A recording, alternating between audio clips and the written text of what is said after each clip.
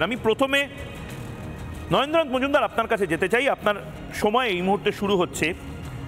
একেবারে পরিষ্কার হয়ে যাচ্ছে অ্যালেক্স সোরোস বা এই সোরোস গ্যাং তাদের সাথে মোহাম্মদ ইউনুসের এই মিটিং একদম পরিষ্কার করে দিচ্ছে যে বাংলাদেশ আসলে আগামী কয়েক বছর কিভাবে দেশকে চালাতে চায়। মানে ডোনাল্ড ট্রাম্পের বিরুদ্ধে, নরেন্দ্র মোদীর বিরুদ্ধে, নেতানিয়াহুর বিরুদ্ধে বাংলাদেশকে টিকিয়ে রাখতে পারবে মোহাম্মদ ইউনুস?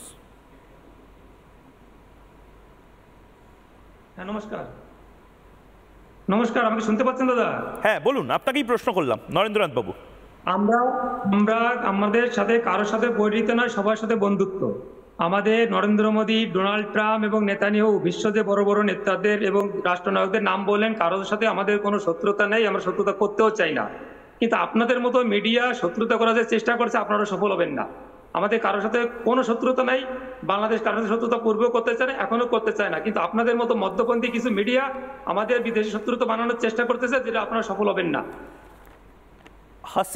শেখ হাসিনা সরকারের পতনের পেছনে অনেকে বলেন যে স্বাধীনতার সংগ্রাম রয়েছে। জর্জ সোরোসের যে টাকা সরাসরি ঢুকেছে হাসিনা সরকারকে ফেলে দেওয়ার জন্য, এটাকেও আপনি মানেন? না, জর্জ সোরোস শোনেন, জর্জ সোরোসের সাথে জর্জ সোরোস 1993 সালে মানে জর্জ সোরোস ফাউন্ডেশন গঠিত হয়। সেখান থেকে তারা বিভিন্ন মাইক্রো ফিন্যান্স এবং সামাজিক কাজকর্ম করে থাকে। বাংলাদেশের সাথে তাদের আগেও বৈঠক হয়েছে, এই ইউনুসের সাথে আগে বৈঠক হয়েছে, এখনো বৈঠক হয়েছে। গতকালকে যে বৈঠকে ইউনুস কোটি কোটি টাকা কামাচ্ছে, আপনার পকেটে ঢুকছে নরেন্দ্রনাথ বাবু, আপনার পকেটে ঢুকছে, বা সাধারণ মানুষ যে আপনার বাড়িতে এই মুহূর্তে সবজিটা দিতে আসছে? আমাদের মাননীয় প্রধান উপদেষ্টাকে একটু সম্মান করে বলবেন। আমাদের প্রধান উপদেষ্টা কোটি কোটি টাকা কামাচ্ছে। সে তো নির্বাচনে জিতে আসলে আমি অবশ্যই সম্মান দেখাবো। যে ভারত বিরোধী মেরুদণ্ডহীন ডিপ স্টেটের দালাল, তাকে আমি কি সম্মান দেবো? শোনেন, বাংলাদেশ পন্থী হতে গিয়া যদি ইউনুসের ভারত বিরোধী হতে হয়, আমেরিকা বিরোধী হতে হয়, পাকিস্তান বিরোধী হতে হয়, তাতে আমাদের গর্বিত যে আমরা বাংলাদেশ পক্ষে। এই জন্য কোন পক্ষে বিরোধী গেলাম সেটা বড় কথা। বাংলাদেশের পক্ষে তো আপনারা থাকবেনই দাদা। আমাদের পয়েন্ট হচ্ছে আপনারা আসলে বাংলাদেশকে ত্বরান্বিত করতে চান, অগ্রগতির দিকে নিয়ে যেতে চান, না দালালি করতে চান জর্জ সোরোসের? কারণ জর্জ সোরোস কিন্তু হাঁস মুরগির মতন বাংলাদেশকে কিনে নিচ্ছে। আপনারা তো এখন মনে হচ্ছে ময়ূক আপনার শত্রু, কিন্তু বিশ্বাস করুন ময়ূক আপনার শত্রু নয়। মোহাম্মদ ইউনুস হাঁস মুরগির মতন একটা গোটা দেশকে, একটা আবেগকে, সোনার বাংলা নিয়ে আমাদেরও আবেগ আছে, সেটাকে বিক্রি করে দিচ্ছে। আমরা এভিডেন্স সহ বলছি, আপনারা কিছু বুঝতে পারছেন না। কতদিন ধরে দেশটাকে আর অত বলতে হবে না, আমি বলি শোনেন। জর্জ সোরোসের মিটিং এর সাথে ওএসএফ এরও প্রেসিডেন্ট ছিলেন বিনায়কা নওরোজি। জর্জ সোরোস আমি জানি না জর্জ সোরোস কে, জর্জ সোরোস কোন হরিদাস পাল যে তার সাথে? আরে আপনার তো বলা উচিত না। আমার একটা কথা শুনে নিন নরেন্দ্রনাথ বাবু, জর্জ সোরোস, এটা তো আপনার বলা উচিত। জর্জ সোরোস বা ডিপ স্টেট কোন হরিদাস পাল যে একটা দেশের প্রধান উপদেষ্টাকে তার সাথে দেখা করতে হবে, লাইনে দাঁড়াবে সে? নিশ্চয়ই জর্জ সোরোসের সাথে কিছু আছে, মালকড়ির সম্পর্ক আছে। আপনাদের সমস্যা কোথায় বলেন? আমার সমস্যাটা হলো আমি ভারতকে বাংলাদেশের মতন টুকরো টুকরো হতে দেখতে চাই না। আপনারা তো আপনাদের দেশটাকে মানে নর্দমার জল দিয়ে ভাসিয়ে দেওয়ার মতন অবস্থায় নিয়ে যাচ্ছেন। আমি চাই না আমার দেশটা সেরকম হোক। আমি চাই না আমাদের দেশে অশান্তি তৈরি হোক। যেভাবে জর্জ সোরোস এতগুলো দেশকে জর্জ সোরোস ভেঙেছে, আপনারা কোন মুখে বলেন তো? মানে আজ দানব বা পিশাচ তারা যদি আপনার পাশে বসে ব্রেকফাস্ট করে, আপনি বলবেন যে দানব বা পিশাচ আপনার বন্ধু? আমরা আপনাদের চেয়ে শক্তিশালী, আমরা আপনাদের চেয়ে শক্তিশালী। আদানির সঙ্গে মিটিং করার পরে, সোনিয়ার সঙ্গে মিটিং করার পরে যদি আপনার দেশ না ভাঙে, কি শক্তিশালী? আপনি আমাদের থেকে শক্তিশালী?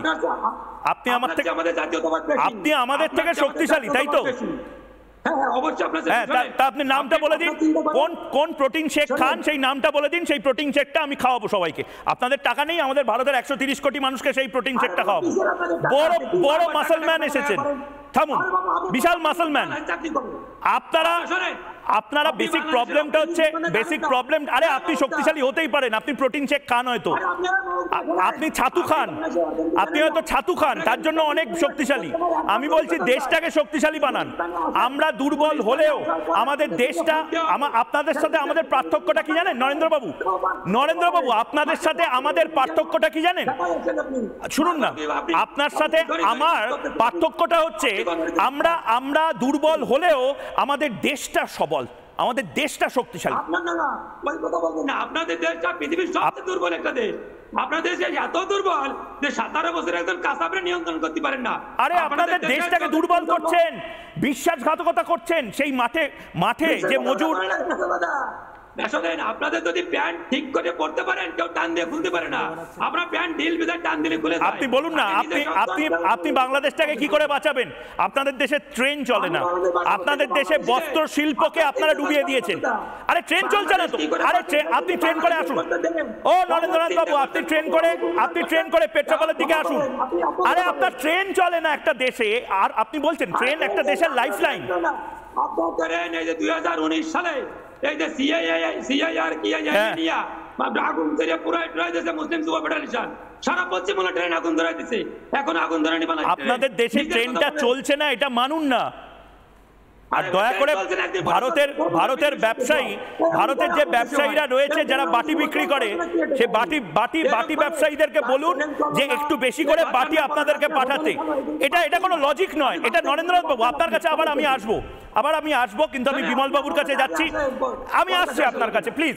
ঘটি উল্টে যাচ্ছে বাংলাদেশের যাদের দায়িত্ব।